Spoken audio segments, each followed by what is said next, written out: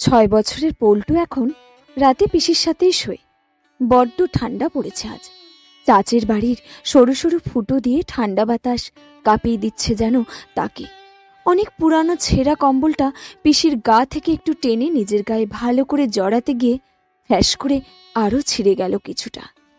অমনি পিসি ঘুম জড়ানো চোখে চেঁচিয়ে ওঠে, দিলি দিলি তো বলেই গুম করে একটা কিল বসায় পল্টুর ছোট্ট পিঠে। ব্যথায় কুকড়ে যায় সে, চোখ দিয়ে জল গড়িয়ে পড়ে আপনা আপনি। ভয়ে বিছানার একধারে ছিটকে সরে যায় পল্টু। সেখান থেকে আর চোখে ভীষণ অভিমানী পিসির দিকে তাকায়।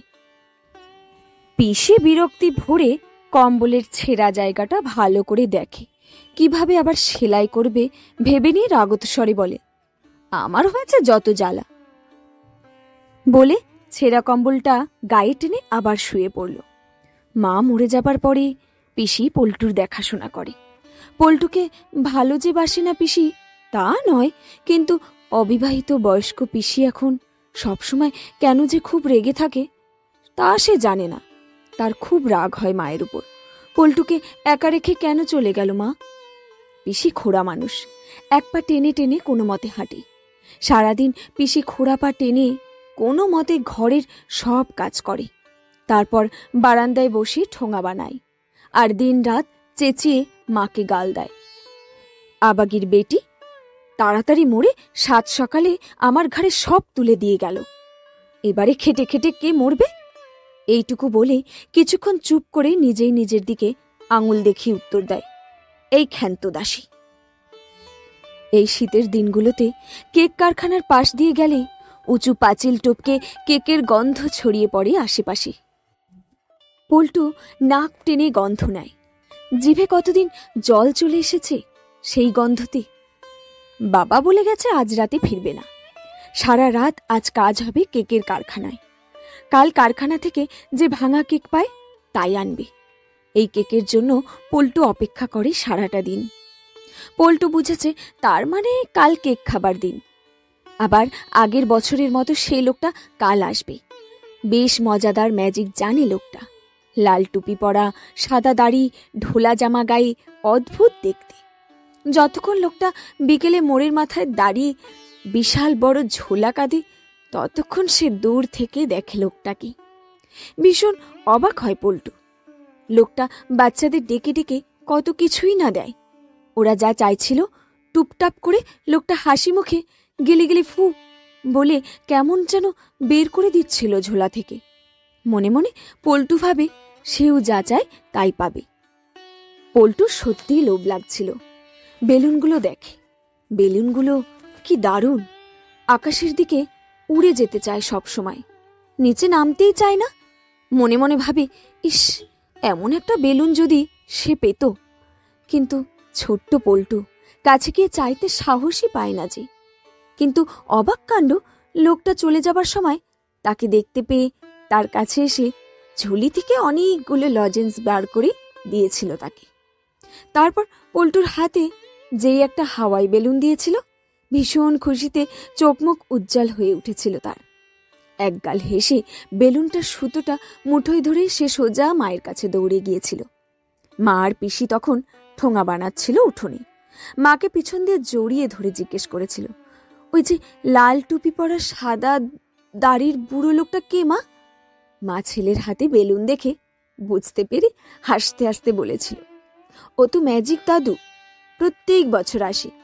যেসব ছোট ছেলেরা শান্ত ছেলে হয়ে থাকে, মায়ের কথা শুনে তারা যা চায় তাই দেয়।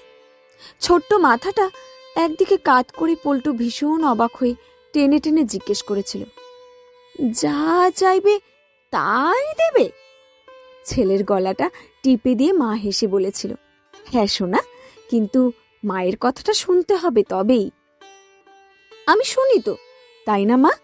বলে খুশি মনে হাতের বেলুনটা মাকে দিতে গিয়ে মা ঠিক করে ধরতে পারার আগেই কি করে যেন হাত থেকে ছেড়ে হাওয়ায় দুলতে দুলতে আকাশের দিকে চলে গেল বেলুনটা।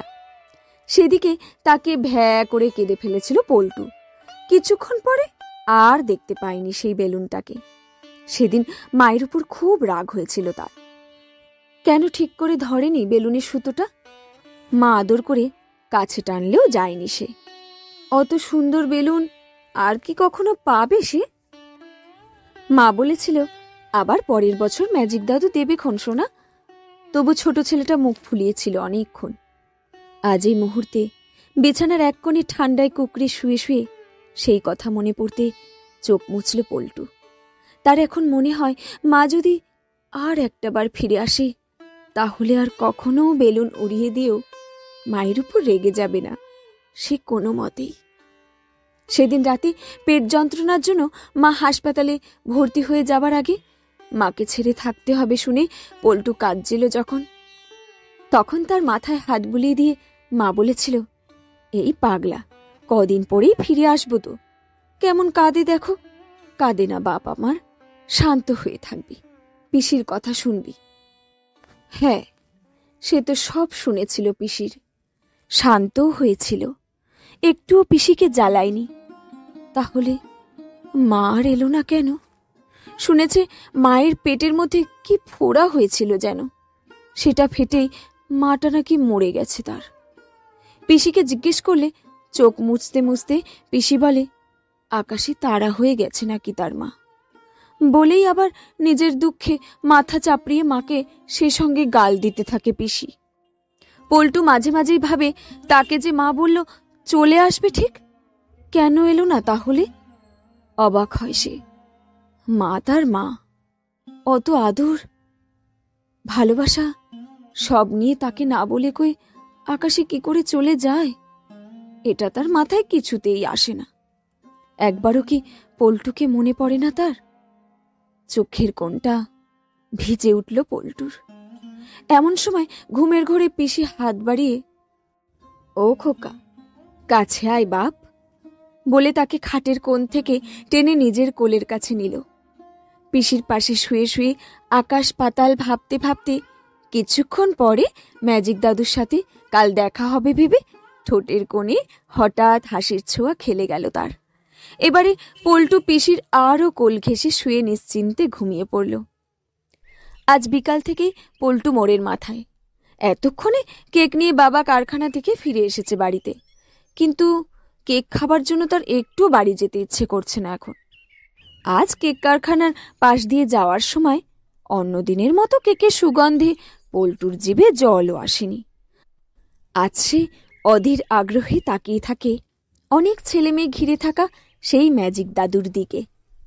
অনেকগুলো হাওয়া বেলুন ম্যাজিক দাদুর হাতে, কিন্তু আজ বেলুনের দিকেও তার বিশেষ মন নেই।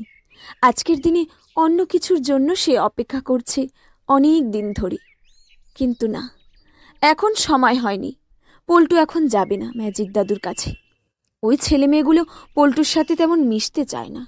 অন্যদিন বিকেলে মাঠে এলেও ওরা খেলে না পল্টুর সাথে। পল্টু ছেঁড়া রংচটা সোয়েটার দেখে ওরা মুখ কোচকায়, কেমন সন্দেহের চোখে দেখে পল্টুকে। চুলুস্কো খুস্কো, নাকে শুকনো সর্দির দাগ, খড়ি কাটা গাওয়ালা ছোট ছেলেটাকে তারা মোটেই সুনজরে দেখে না। পল্টু পারতপক্ষে এড়িয়েই চলে ওদের। একটু পরে সন্ধ্যা হয় হয়। ম্যাজিক দাদু চারপাশ ফাঁকা দেখে পল্টু এগোয় এক পা দুই পা করে। ম্যাজিক দাদু বুঝতে পেরে তাকে ইশারায় কাছে ডাকলে। এবারে বুক ঢিপঢিপানিটা যেন একটু কমলো মনে হয়। কাছে যেতেই তার রুক্ষ চুলটা হাত দিয়ে আরো এলোমেলো করে দিয়ে ম্যাজিক দাদুটা বললেন, তোমার কি চাই খোকা? পল্টু ঢোক গেলে লোভী চোখে একবার বেলুনের দিকে তাকিয়ে মস্ত বড় ঝোলার দিকে তাকায়। মা বলেছিল শান্ত হয়ে থাকলে যা চাইবে তাই পাবে সে। লোকটি হেসে তার হাতে দুটো বেলুন দিয়ে আবার বললেন, বলো খোকা, আর কি চাই? টুপি, চকলেট, বল, কেক? পল্টু এবারে চোখে মুখে বিশ্বাস আর মনে জোর এনে মৃদু স্বরে বলল, আমার মা আছে ঝোলায়, মাকে দেবে? ম্যাজিক দাদু প্রথমে বুঝতে পারলেন না যেন, পর মুহূর্তে ব্যাপারটা বুঝে স্তব্ধ হয়ে গেলেন ছোট্ট ছেলেটার নিষ্পাপ চাওয়া দেখে। কিছুক্ষণ তাকিয়ে দেখলেন ছোট্ট মাহারা ছেলেটির বিশ্বাস ভরা আকুল বড় বড় চোখ দুটোর দিকে। চোখের কোণটা জ্বালা করে উঠল তার। কিছু বলতে গিয়েও গলার কাছে বাষ্প জমে গেল যেন। কিছুই বলতে পারলেন না তিনি। শেষে পল্টুর হাতে বাকি হাওয়াই বেলুনগুলো দিয়ে পল্টুর গালটা টিপে দিয়ে ঝোলা নিয়ে তাড়াতাড়ি পিছন ফিরে নিজের রাস্তায় ফিরে যেতে গিয়ে লাল জামার হাতে চোখ মুছলেন। এই প্রথম বুঝি তিনি কোনো বাচ্চার ইচ্ছে পূরণ করতে পারলেন না। পল্টু নিজেও ভীষণ অবাক হয়ে তাকিয়ে থাকলো ম্যাজিক দাদুর চলে যাওয়ার পথের দিকে। ভীষণ কষ্ট হচ্ছে তার। সে বুঝে উঠতে পারল না মাকে ফিরে পেতে চাইতে দাদুটা হঠাৎ চলে গেল কেন। সে যে এই দিনটার জন্যই ভীষণ অপেক্ষা করেছিল। সে ভেবেছিল ম্যাজিক দাদু অবশ্যই তার মাকে ফিরিয়ে দিতে পারবে। হঠাৎ যেন কিভাবে সব বুঝতে পেরে চোখ ফেটে জল চলে এলো তার। তাহলে মাকে দেখতে পাওয়ার, মায়ের কাছে যাওয়ার আর কোনো আশা নেই। কিছুক্ষণ অন্ধকারে ওইখানে বসে একা একা কাঁদার পর আকাশের দিকে একটা উজ্জ্বল তারার দিকে তাকিয়ে পল্টুর ছোট্ট মন কি বুঝল কে জানি, ছেড়ে দিল তার প্রাণাধিক প্রিয় বেলুনগুলো। মা না আসতে পারুক তার কাছে, কিন্তু তার ছোঁয়া বেলুনগুলো অন্তত যাক তার মায়ের কাছে, তারাদের দেশে। শেষ হলো আজকের গল্প ইচ্ছে হলেও। কলমে ঝুম্পা মণ্ডল।